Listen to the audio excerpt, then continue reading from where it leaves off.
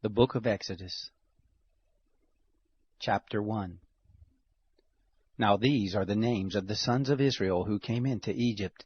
Every man in his household came with Jacob: Reuben, Simeon, Levi, and Judah; Issachar, Zebulun, and Benjamin; Dan and Naphtali; Gad and Asher. All the souls who came out of Jacob's body were 70 souls, and Joseph was in Egypt already. Joseph died, as did all his brothers and all that generation. The children of Israel were fruitful, and increased abundantly, and multiplied, and grew exceedingly mighty, and the land was filled with them. Now there arose a new king over Egypt who didn't know Joseph. He said to his people, "Behold, the people of the children of Israel are more and mightier than we. Come, let us deal wisely with them, lest they multiply."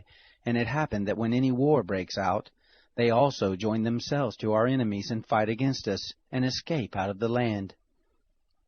Therefore they set taskmasters over them to afflict them with their burdens.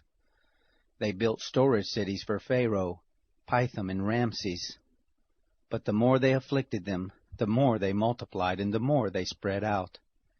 They were grieved because of the children of Israel. The Egyptians ruthlessly made the children of Israel serve, and they made their lives bitter with hard service, in mortar and in brick, and in all manner of service in the field, all their service in which they ruthlessly made them serve. The king of Egypt spoke to the Hebrew midwives, of whom the name of the one was Shiphrah, and the name of the other Puah. And he said, "When you perform the duty of a midwife to the Hebrew women, and see them on the birth stool, if it is a son, then you shall kill him, but if it is a daughter, then she shall live." But the midwives feared God, and didn't do what the king of Egypt commanded them, but saved the baby boys alive.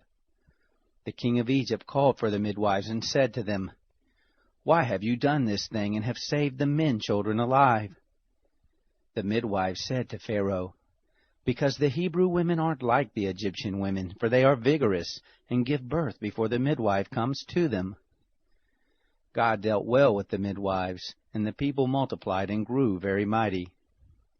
It happened, because the midwives feared God, that he gave them families. Pharaoh charged all his people, saying, "You shall cast every son who is born into the river, and every daughter you shall save alive."